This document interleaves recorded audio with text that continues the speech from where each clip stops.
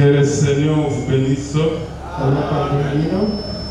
Nous sommes là ce soir pour introduire le service de la Sainte Seine de dimanche.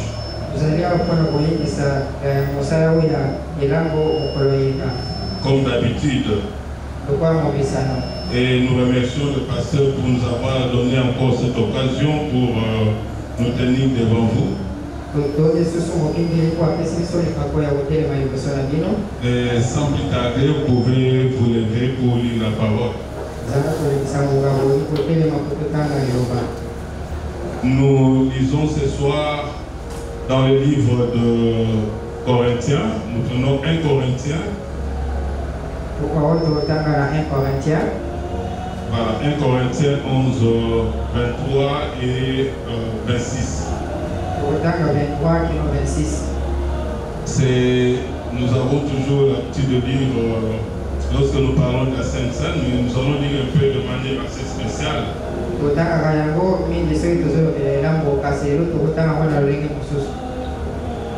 Car j'ai reçu du Seigneur ce que je vous ai enseigné. C'est que le Seigneur Jésus, dans la nuit où il fut livré, prit du pain, et après avoir rendu grâce, le romput et dit: ceci est mon corps qui est rompu pour vous. Faites ceci en mémoire de moi. De même, après avoir soupé, il a pris la coupe et dit: cette coupe est la nouvelle alliance en mon sang. Faites ceci en mémoire de moi toutes les fois que vous en boirez. Car toutes les fois que vous mangez ce pain et que vous buvez cette coupe, vous annoncez la mort du Seigneur jusqu'à ce qu'il vienne. Nous allons prier. Seigneur Dieu Tout-Puissant, toi le Créateur de ceux de la terre, c'est toi l'auteur de cette parole que nous lisons, Seigneur, devant ce peuple. Oh Dieu, en donnant l'interprétation, il n'y a que toi, Père. Et à ce temps du soir, tu nous as envoyé William Branham, le prophète du temps de l'Enfant. De lui, Seigneur, nous avons tous la volonté de Dieu pour ce soir. Bénis cette parole que nous venons de lire, que cela puisse, oh Dieu, être que toi-même, il parle à ton peuple. Mettons-nous de côté, Seigneur. Utilise-nous seulement comme un simple base, un moyen de communication pour, oh Dieu, que la parole que nous venons de lire puisse avoir fini en chacun de nous. Nous le demandons avec foi au nom tout-puissant de Jésus-Christ. Amen. Vous pouvez vous asseoir. Nous abordons notre sujet sur la Sainte Seine. Mais dans une période un peu spéciale. Le pasteur avait déjà annoncé que nous entamons des moments un peu spéciaux par rapport aux événements que nous connaissons. Et nous parlons normalement du thème les mémorials. Les mémorials sera le thème qu'on va développer pendant le mois de septembre, tel que le pasteur lui-même avait annoncé.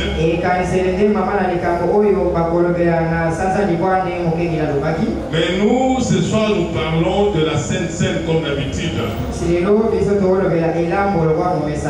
Et c'est pourquoi nous voulons un peu ramener les Saintes Seines, avoir un peu une connotation assez spéciale par rapport au thème.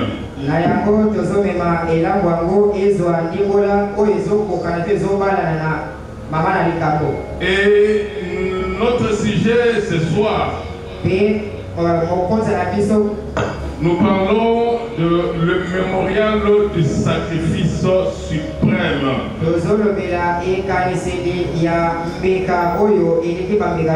Le mémorial du sacrifice suprême. Je voulais lire d'abord les prophètes dans un paragraphe avant de commencer. Si nous prenons, je crois, le slide qui suit, écrit une église séduite par le monde. Voilà, Jésus-Christ, son Fils, et il nous a donné toutes choses gratuitement en Christ. C'est la prière des frères Branham. Nous te sommes reconnaissants, Seigneur, des privilèges qui nous sont accordés par ces grands sacrifices suprêmes. Ce sacrifice suprême de Jésus pour nous au calvaire, lesquels nous a réconciliés et ramenés dans la communion. Amen. Et faire retrouver grâce à tes yeux, afin que nous soyons reconfortés en sachant qu'il est écrit: si vous demeurez en moi et que mes paroles demeurent en vous, demandez ce que vous voudrez et cela vous sera accordé. Nous t'en sommes reconnaissants.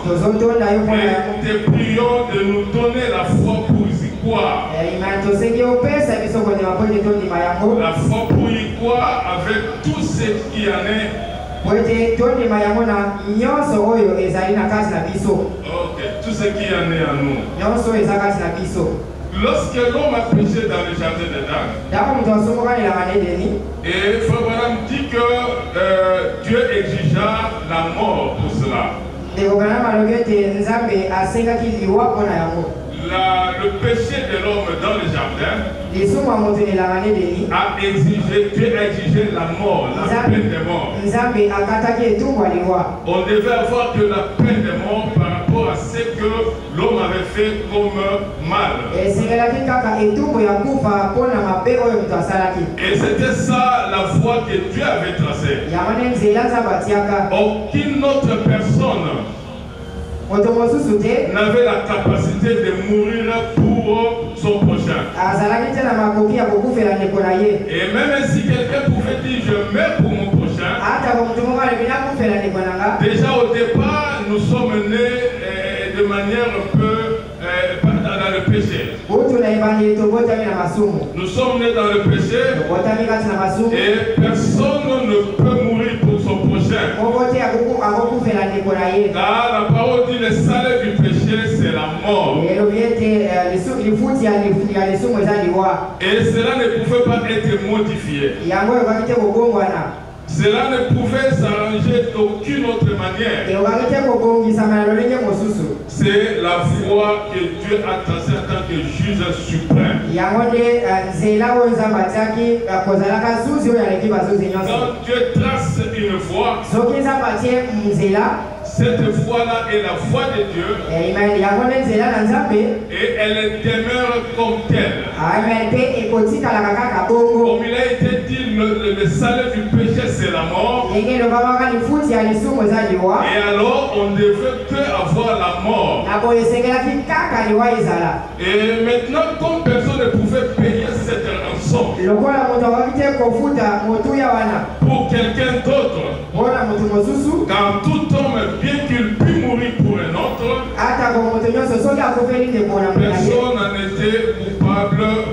On était tous coupables pour commencer. Nous sommes nés dans le péché, formés dans l'iniquité, venus au monde proférant de mensonges. Pas un seul espoir nulle part. Nous étions tous condamnés à mort. Mais il fallait y avoir, même s'il y avait des hommes justes, mais au départ, nous sommes tous condamnés. Alors, le seul ou la seule et l'unique façon de payer cela, C'était la mort de Dieu lui-même. La mort de Dieu lui-même. Dieu devait mourir lui-même pour donner la vie. Et Frère Branham dit dans Vivant, Mourant, Enseveli, Ressuscitant,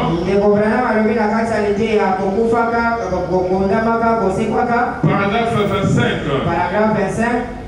Je pense que nous sommes tous attentifs.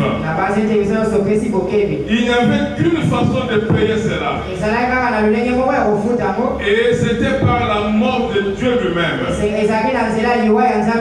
Dieu étant un esprit.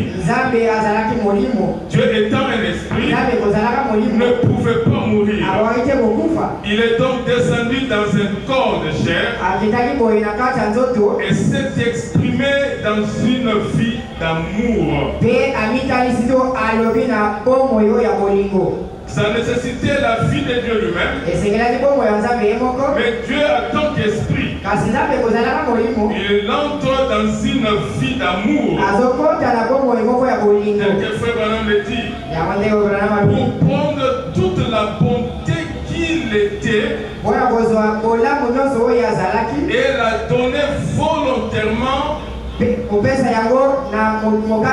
comme un sacrifice suprême. Nous parlons du mémorial du sacrifice suprême. Afin qu'il puisse porter la culpabilité des coupables. Nous sommes pécheurs. Et sans aucun moyen au monde d'être une fois sauvés. Il n'est pas venu sur terre seulement pour être vu, mais il est venu pour mourir comme sacrifice. Voilà. Dieu est venu mourir comme sacrifice pour nous.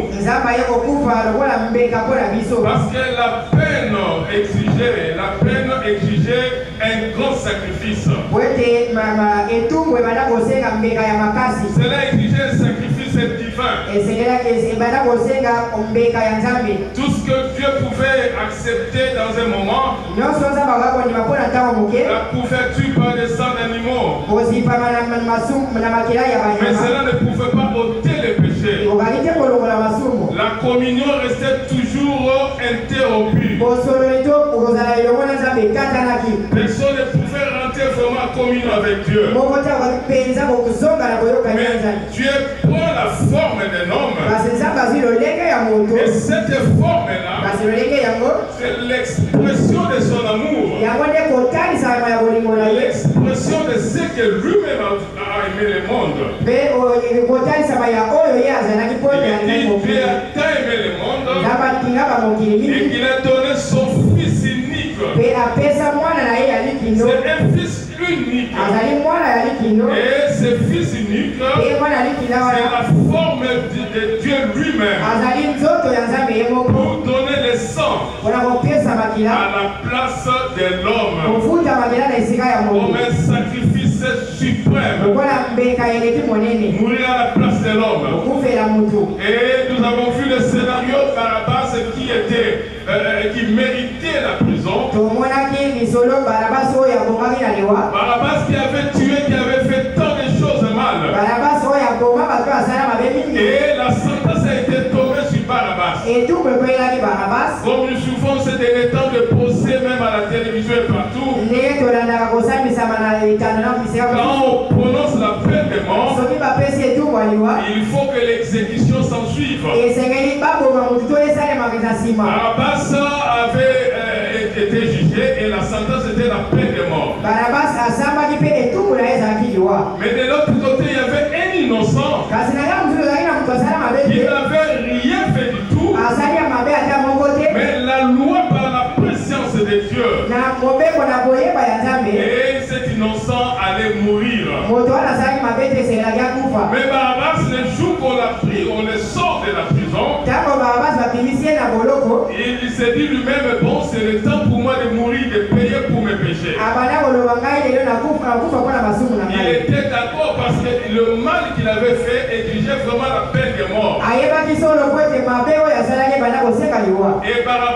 c'est toi et moi. Nous devions mourir. Il n'y avait aucune autre façon. Mais lorsqu'on sort Barabbas de la prison, on lui dit, monsieur, vous êtes libre. Barabbas pensait que c'était de la blague. Comment puis-je être libre, moi qui suis condamné à mourir? On lui dit, mais regarde sur la petite colline là-bas. Cet homme a pris ta place. Cet homme qui s'appelle Jésus est mort à ta place. Pour mourir à ta place. Pour prendre la peine pour que l'humanité entière soit sauvée. Parce que même si Barabbas mourait, son sang ne pouvait racheter personne. C'était inutile pour le plan de Dieu. Ça était du gaspillage. Il fallait un sang de Dieu lui-même. C'est sang pour racheter l'humanité entière. La charge du péché ne pouvait reposer que sur Dieu lui-même. Mais pas sous cette forme esprit. Il devait avoir la forme de fils unique pour porter ce péché du monde.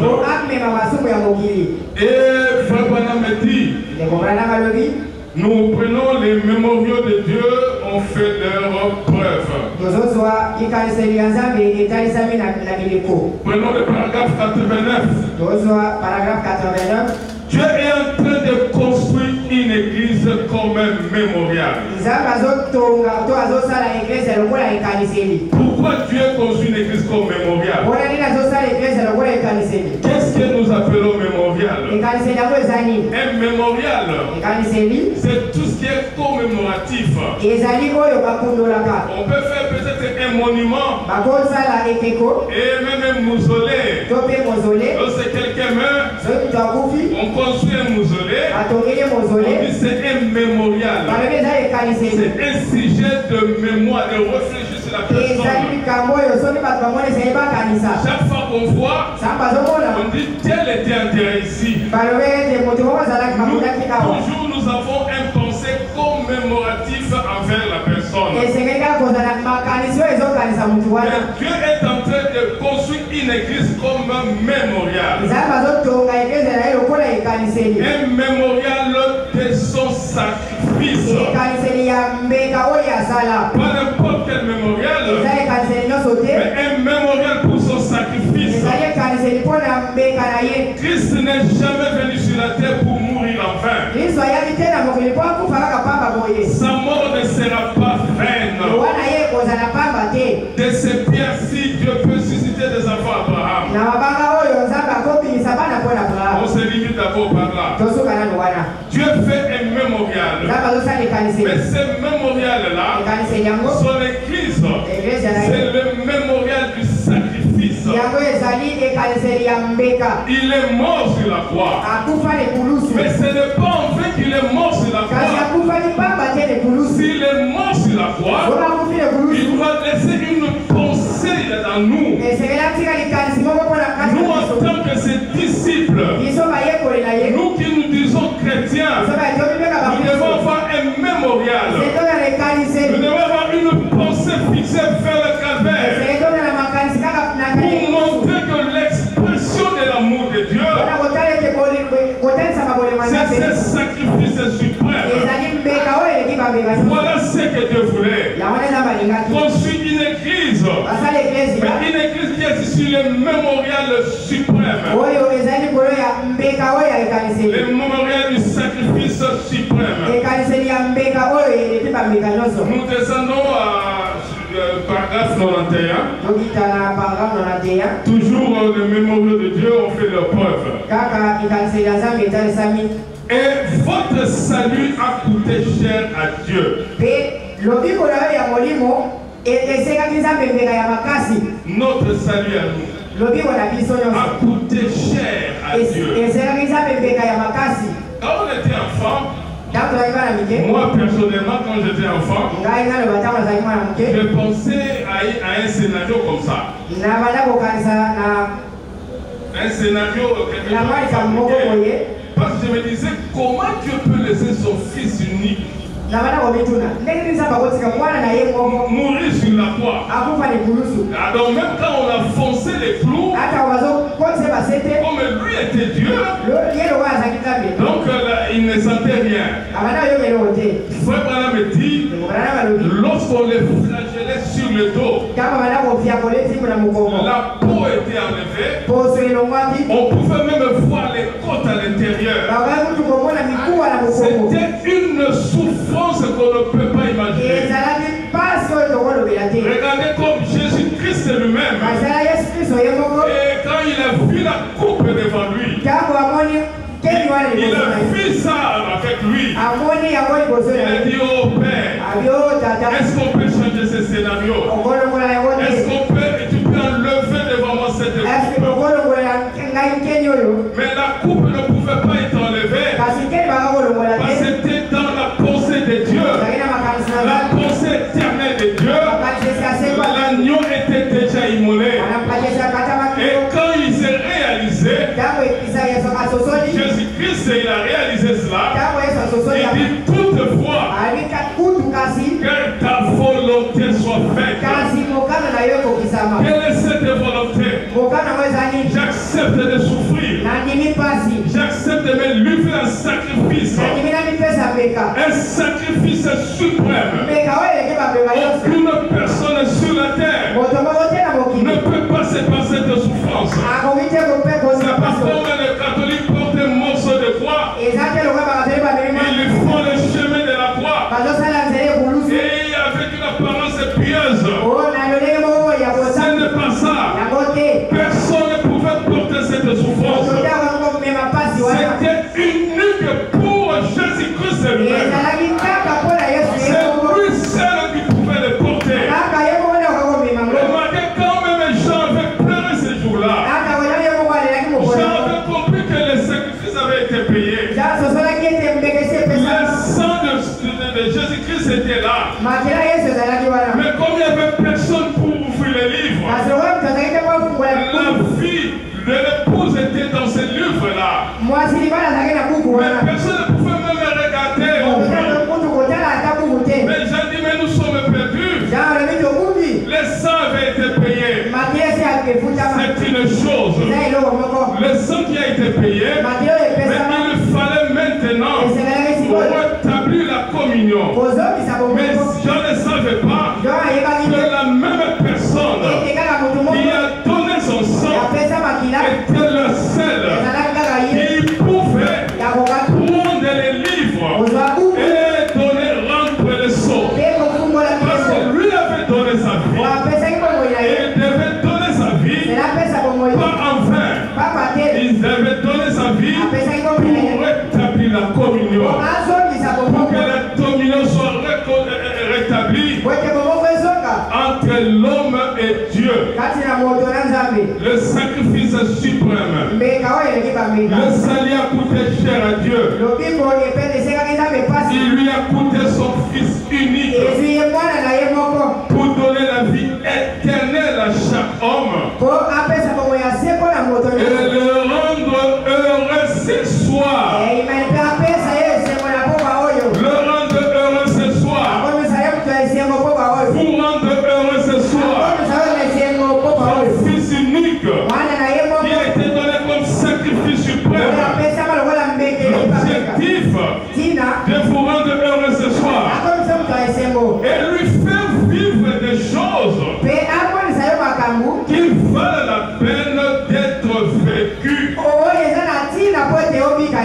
Ne pas pour laisser quelque chose à nos enfants. Il n'y a pas d'héritage à léguer qui soit plus grand que le salut de notre Seigneur Jésus. Certainement. Il n'y en a pas.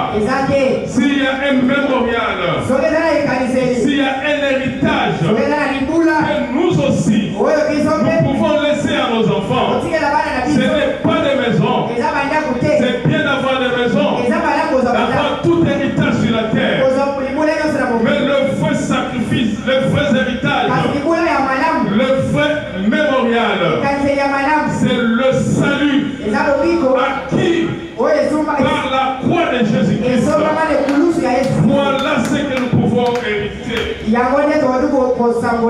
La communion, paragraphe 21.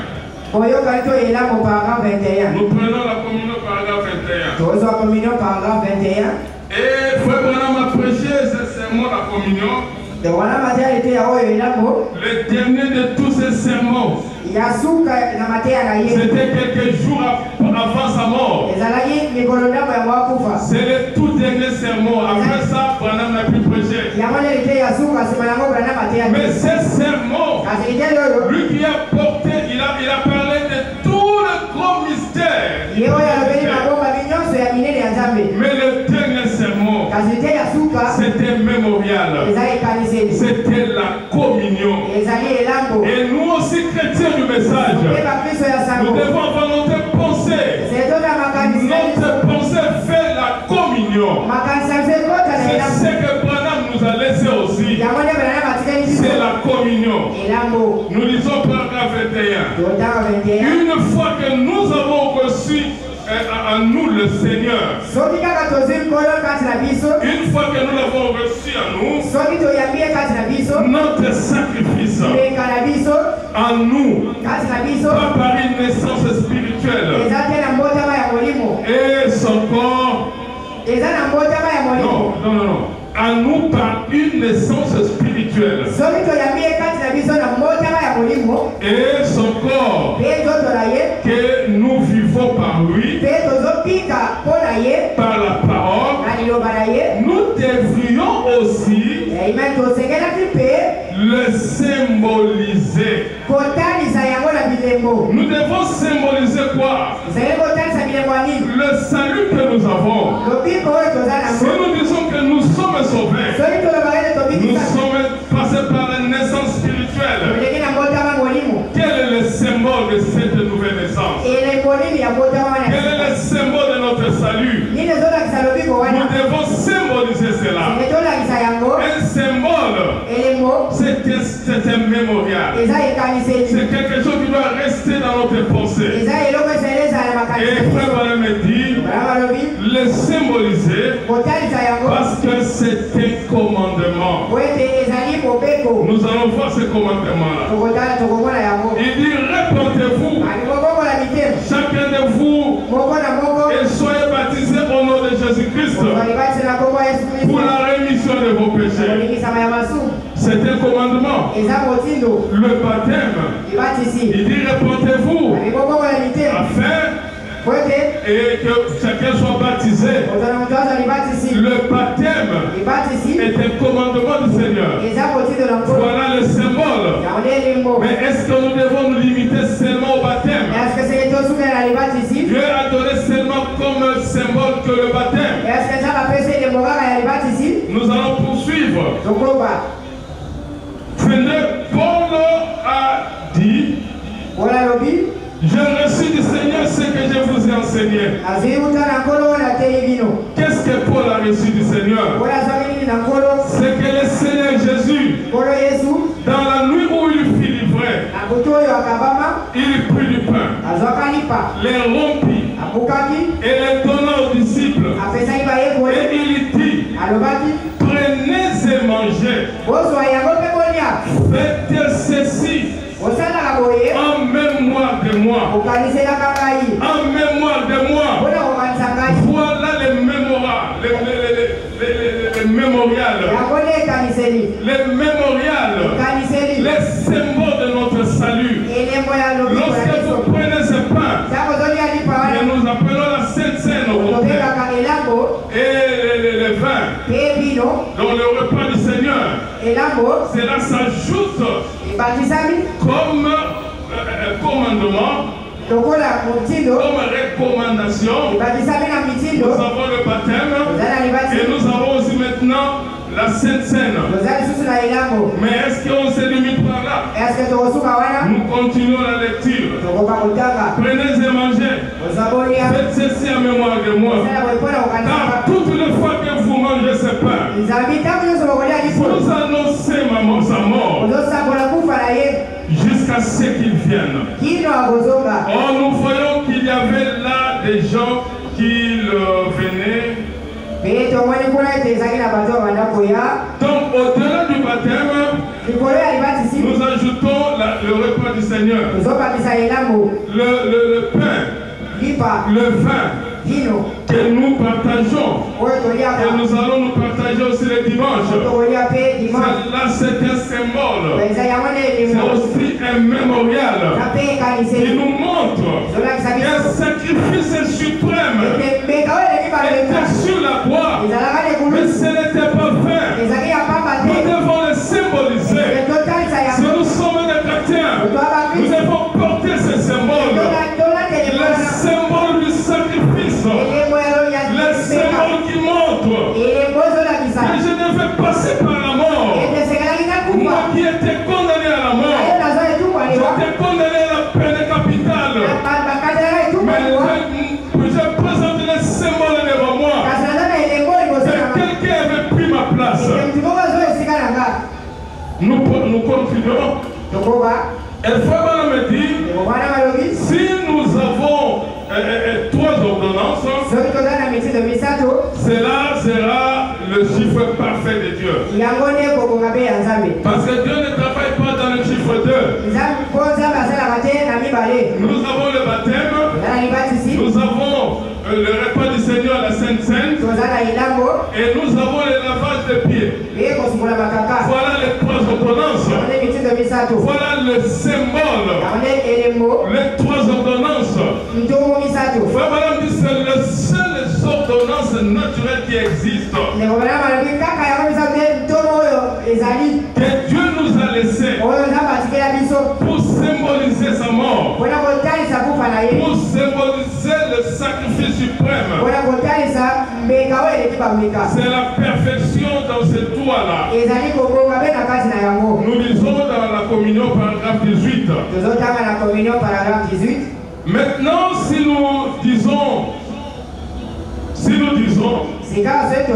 que la communion devait consister seulement. Non, la communion, frère Bana parle de la communion. C'est-à-dire le fait, quand nous venons à l'église, en réalité nous venons pour communier avec Dieu. Cette communion qui a été rétablie par la mort de Jésus-Christ. Donc tout chrétien vient écouter la parole comme nous écoutons ce soir. Et ce frère madame dit, est-ce que cela devait se limiter seulement par le fait de communier tout simplement? Quelle est la réponse de Branham? Maintenant, si nous disons que la communion devait consister seulement à recevoir la parole,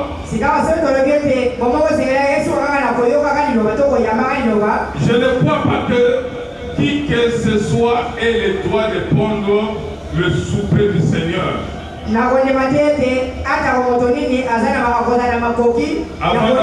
Avant d'avoir reçu la parole du Seigneur dans son cœur. Voyez, en effet, je vais vous lire quelque chose dans quelques instants. Et vous verrez. Maintenant, remarquez. Alors, dans ce cas, pourquoi est-ce que il n'a pas terminé? Prenons 19. Dans ces conditions-là, nous pourrions absolument justifier l'armée du salut. Ils ne croient en aucune forme de baptême d'eau. Ils disent, nous n'en avons pas besoin. Donc frère Branham me dit, si nous disons que la communion ne suffit que pour écouter ou recevoir la parole de Dieu, sans avoir le respect aux 3 ordonnances, c'est-à-dire le baptême d'eau, parce que le témoin de Jéhovah refuse déjà le baptême d'eau, donc cela ne marcherait pas. Donc en venant communier avec Dieu, nous devons aussi respecter les 3 ordonnances. le baptême d'eau, le repas, c'est-à-dire la Sainte Seine, et le lavage des pieds. Ces trois ordonnances, Dieu a laissé ça comme mémorial pour symboliser sa mort, le sacrifice suprême. Voilà. Frère Branham me dit, je ferai peut-être bien expliquer. Ce que je disais il y a quelques instants. Il dit ça dans le message ordination. Et là c'est le paragraphe 90-91. Je ferai peut-être bien d'expliquer ce que je disais il y a quelques instants, la chose que Dieu nous a laissé à faire. Le baptême d'eau, un article, la communion. Et souvenez-vous, avec ça, ça ne fait que deux. Dieu est rendu parfait en toi. Le lavement de pieds, c'est le troisième. Voyez? Et nous nous rappelons que des années plus tard, même dans la Bible, 91, il y a des gens qui essayaient de dire que ce n'est pas nécessaire. Bien sûr, je ne veux pas dire que les pieds des gens ont besoin d'être lavés. Ce n'est pas ça. Peut-être que les leurs n'en avaient pas besoin. C'est-à-dire les pieds des disciples. Mais c'était un acte d'humilité. C'était un acte d'accomplir. Tout aussi essentiel que le baptême d'eau. Parce qu'il a dit ici que je vous ai donné un exemple. Je vous ai donné un exemple afin que vous fassiez les uns aux autres comme je vous ai fait. Donc quand nous venons même pour le lavage de pieds, cela ne veut pas dire que ici les gens ont besoin qu'on lave leurs pieds. En d'autres termes, lorsque nous organisons la Sainte Seine, le lavement de pieds, Branham me dit mangez d'abord chez vous quand il s'agit de la Sainte Seine. Ne mettez pas à l'esprit que nous avons la Sainte Seine. Comme j'ai faim, je vais seulement manger là-bas. Non. La Sainte Seine ne se prend pas comme ça. Frère Branham dit c'est une révélation. Cette révélation me met en unité avec Dieu. Je l'aime, il m'aime. Et cette unité d'amour rétablit la communion entre nous deux. Et je symbolise cela en prenant la Sainte Seine.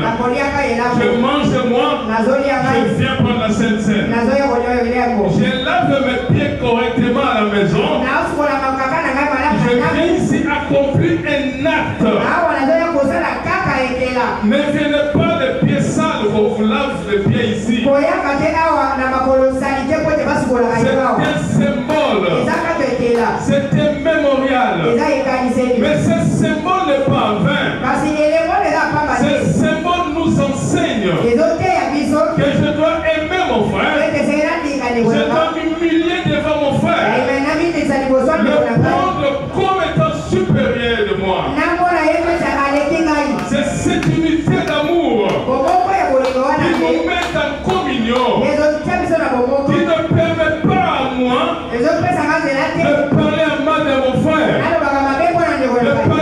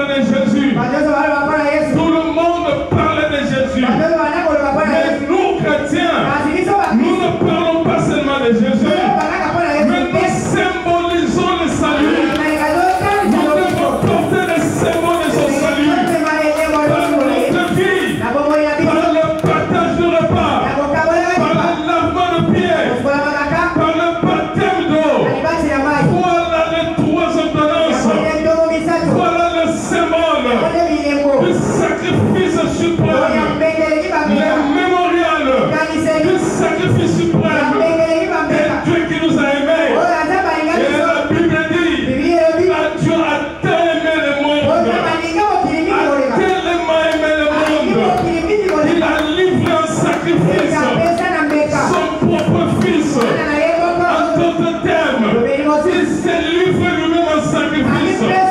Afin que quiconque qui croit en lui ne périsse point, mais qu'il ait quoi? La vie éternelle. Et cette vie éternelle ne se limite pas à nous. Nous devons donner comme héritage à nos enfants. Voilà le véritable mémorial. Le tombeau est resté vide. Il y a même Joseph qui est mort. Nous sommes dans Hébreux chapitre 1. Si nous prenons le verset 92, Joseph est mort. Il a laissé un mémorial à ceux qui attendaient la délivrance. Il n'y a pas longtemps, j'ai posé la main sur ces vieux cercueils. Il était en plomb. Il était en plomb. Son corps était censé rester. Ces os, il a dit, ne m'enterrez pas, surtout pas ici. Ne m'enterrez pas ici. Car un jour Dieu va vous visiter. Un jour Dieu va vous visiter. La mort de Jésus-Christ, qui était aussi un mémorial pour Joseph. Remarquez une chose, même Job avait déjà ce mémorial. Lorsqu'il a vu en vision, et lui qui avait beaucoup souffert dans la chair, Dieu lui a livré au Satan. Il a tout fait, mais qu'il ne pouvait pas toucher à son âme. Et il a tellement souffert. Même sa femme lui disait, maudit c'est Dieu et meurt. Tu as tellement souffert. Et tu dois seulement le maudire et le mourir. Job ne pouvait pas. Il ne pouvait pas accepter tout cela. Mais lorsqu'un jour, un tonnerre a retenti, et vraiment me dit, Job a vu la rédemption. Il a vu un véritable mémorial. Le sacrifice suprême. Il devait mourir, mais qui allait aussi ressusciter. Et lui donner aussi la vie. Il a dit, même sur le fait de ma peau, le fait de ma peau, détruisait mon corps. Mais je sais que mon rédempteur est vivant. Et qu'au dernier jour, il s'élèvera sur la terre. Il s'élèvera sur la terre. C'était le mémorial. Et lorsque je me mort, on l'a enterré quelque part. Mais c'était aussi une révélation. Abraham, lorsque sa femme Sarah est morte, où est-ce qu'il a enterré? À côté de Job. Parce qu'il se disait, si Job ressuscite, ma femme ressuscitera. Et lui aussi, Abraham, il est mort. On l'a enterré où? Dans le même espace. À côté de Job, lui qui avait vu en vision le sacrifice suprême qui allait donner la vie. Si Job ressuscite, je ressusciterai. Isaac a été enterré là-bas. Jacob a aussi enterré là-bas. Mais remarquez, Jacob appelle son fils Joseph. Il lui dit, mon fils, viens girer. Viens girer. Parce que nous avons un mémorial. Mais toi, viens girer. Que lorsque je mourrai, vous ne m'enterrerez pas ici. Vous allez m'enterrer en Israël. Là où il y aura la résurrection. Là où il y aura le sacrifice suprême. Vous m'enterrerez là-bas. Mais comme preuve que tu vas accepter la parole, viens girer. Mais où est-ce que tu vas girer? Viens girer sur ma hanche. Viens girer sur ma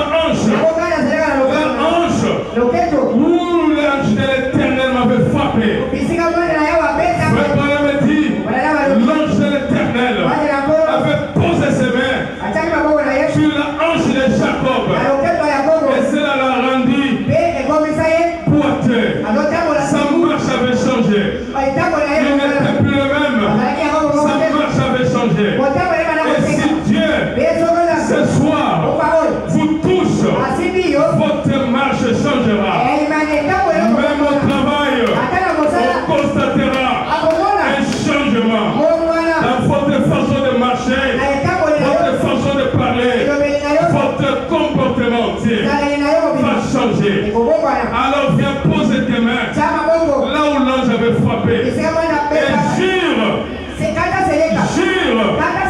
que tu vas m'enterrer là où le sacrifice suprême va ressusciter tous les morts. Et cela a été fait. Voilà le mémorial. Mais Jésus, quand il est mort, jusqu'aujourd'hui, sa tombe est vide. Les tombes est toujours vide. Voilà le mémorial du sacrifice suprême. Si Jésus est mort à la croix, comme Frère Branham le montre, cela n'était pas en vain. En d'autres termes, nous ne pouvons pas continuer à marcher comme cela sans pourtant savoir que si nous sommes chrétiens, quel est le symbole que nous devons manifester?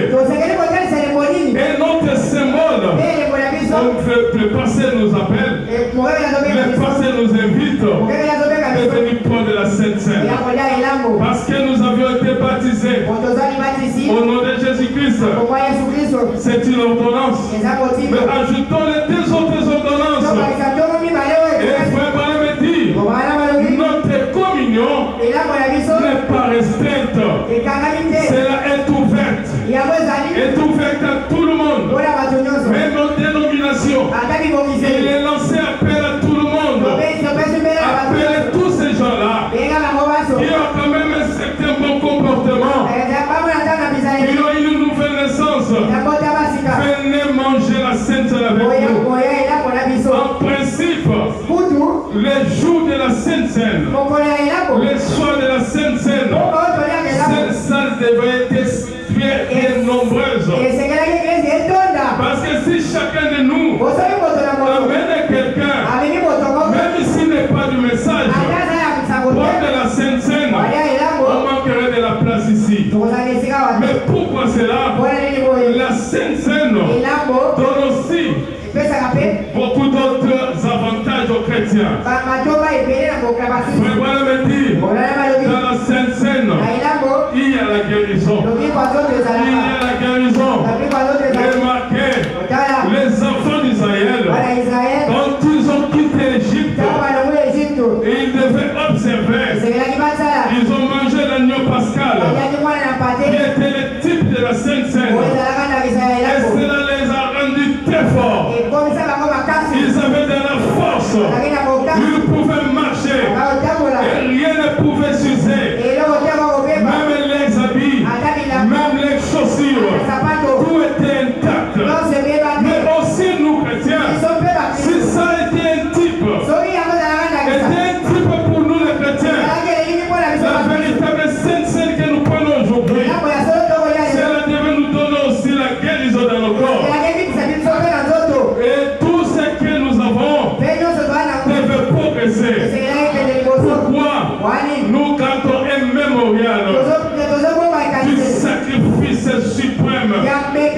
Et Dieu au ciel sera tellement content de voir que nous avons les mémorials à nous. Voilà. Nous devons toujours respecter les ordonnances de Dieu. Nous allons faire la fin. Nous prenons les sermons, nous possédons toutes choses. Je crois que c'est vraiment vers la fin. Nous possédons toutes choses.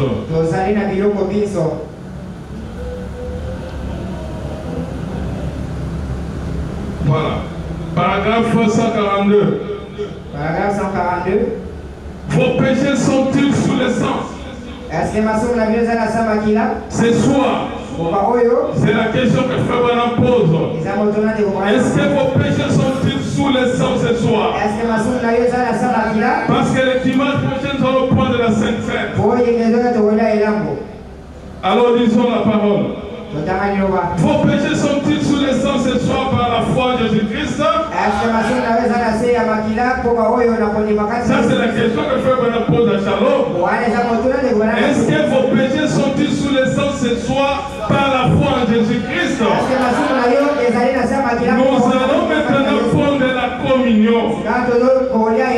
Nous allons prendre le dimanche. Par la communion, vous communiez lorsque vous mangez l'un avec l'autre. Communiez simplement avec Dieu. La communion n'est pas le pain ni le vin. La communion, c'est converser avec Dieu. Mais écoutez, et ce que nous prenons est un symbole. Nous croyons en sa mort, son corps brisé, son ensevelissement et sa résurrection. Nous croyons en sa présence, à la présence du Saint-Esprit. Et nous croyons qu'il nous a donné la vie éternelle. Et que nous ne pouvons pas mourir. Quand nous sommes passés de la mort à la vie.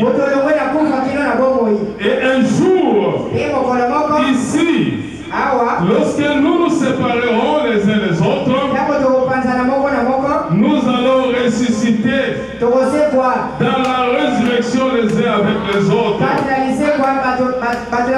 Unis ensemble avec Jésus-Christ en tant que corps. Amen.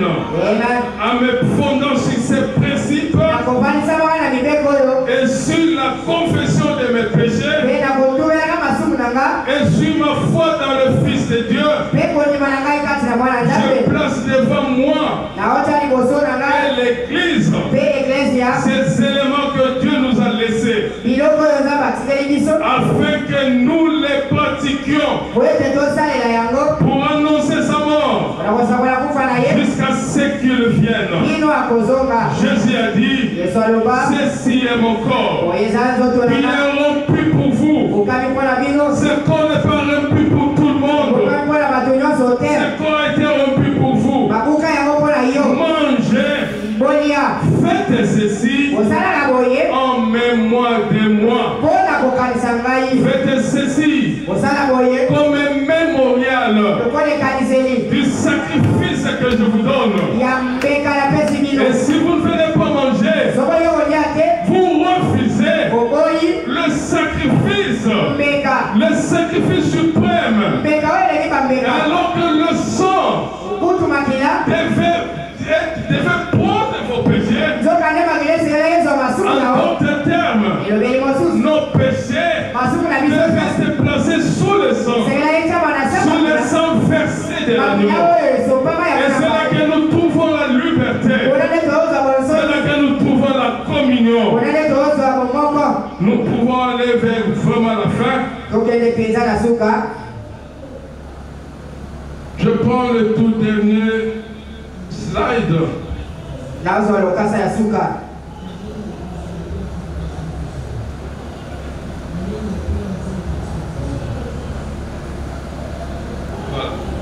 Toute ordination, paragraphe 48, vers la fin, ou l'avant-dernier paragraphe.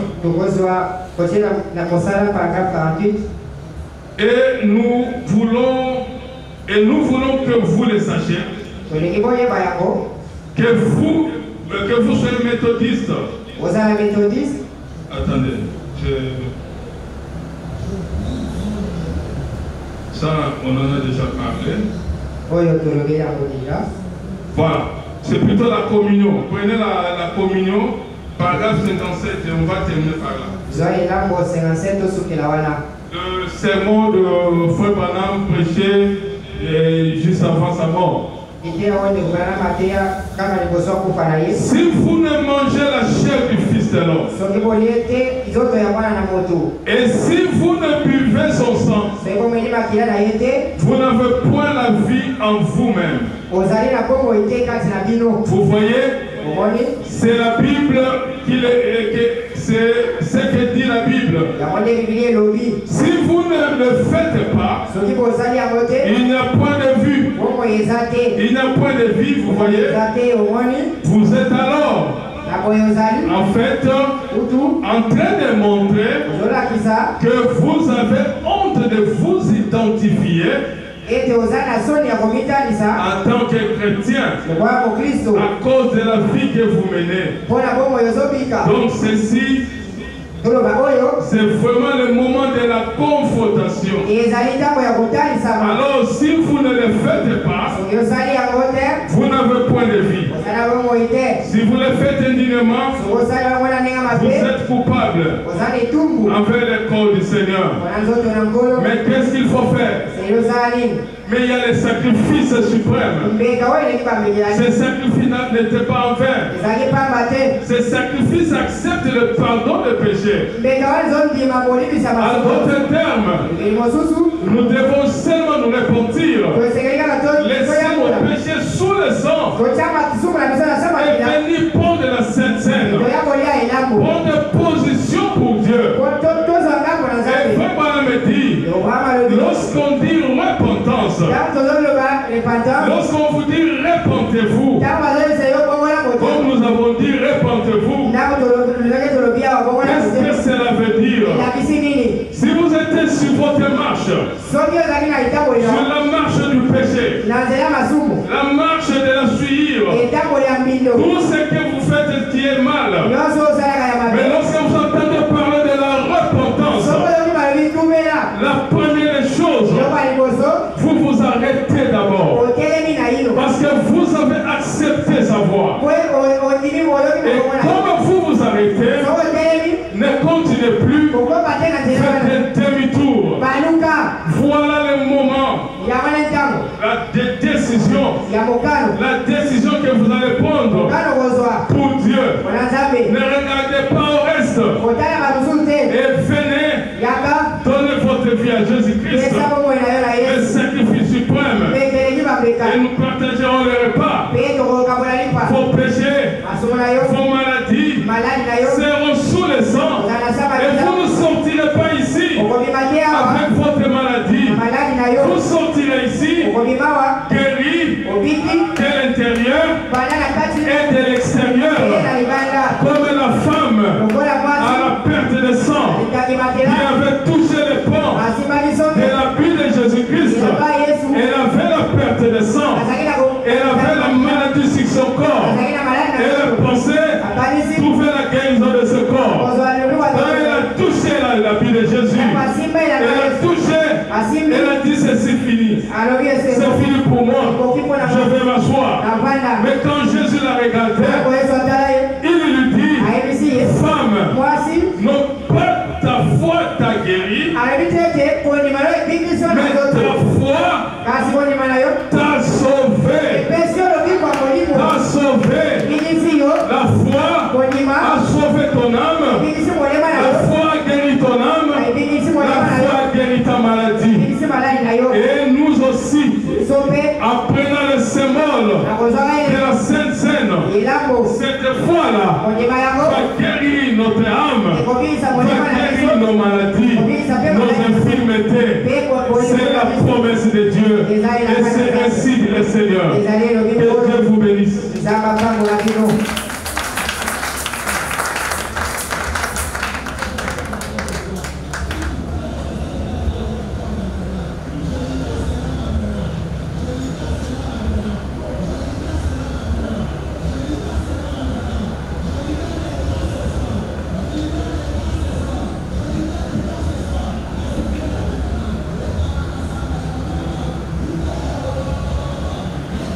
Le mémorial du sacrifice suprême.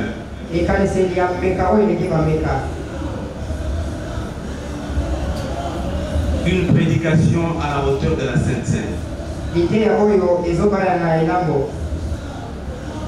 La Sainte Seine est un mémorial de l'expression de l'amour de Dieu juste.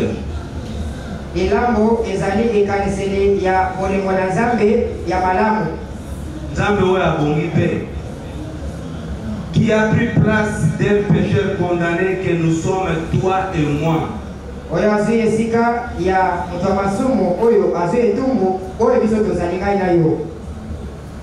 La Sainte Seine. Le mémorial de l'amour de Dieu. Dieu a tant aimé le monde. Il a donné son Fils unique pour que vous et moi nous soyons sauvés. Les mémorials. Mais pour que les gens viennent maintenant vers les mémorials, ils sont en train de fuir et de s'éloigner du mémorial. Souvenons-nous de notre Seigneur. Est-ce que ce soir, tu es prêt à abandonner tous tes péchés, les placer sous le sang de Jésus-Christ? Parce que son sang était le sacrifice suprême et tout suffisant. Afin que tu puisses recevoir le pardon de tes péchés.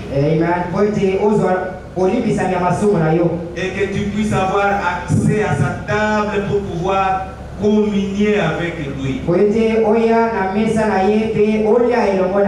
Et je crois que Dieu peut le faire ce soir. Si nous pouvons nous lever avec humilité, avec foi, parce que c'est ta foi qui va te sauver. Le sacrifice a été déjà offert. Toi, crois seulement. Prends ton sacrifice. Meurs avec ton sacrifice. Et les péchés vont t'abandonner pour toujours. Nous allons chanter et élever nos voix, parler sincèrement à Dieu ce soir. Cantique 124.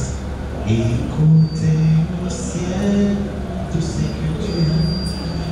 Écoutez au ciel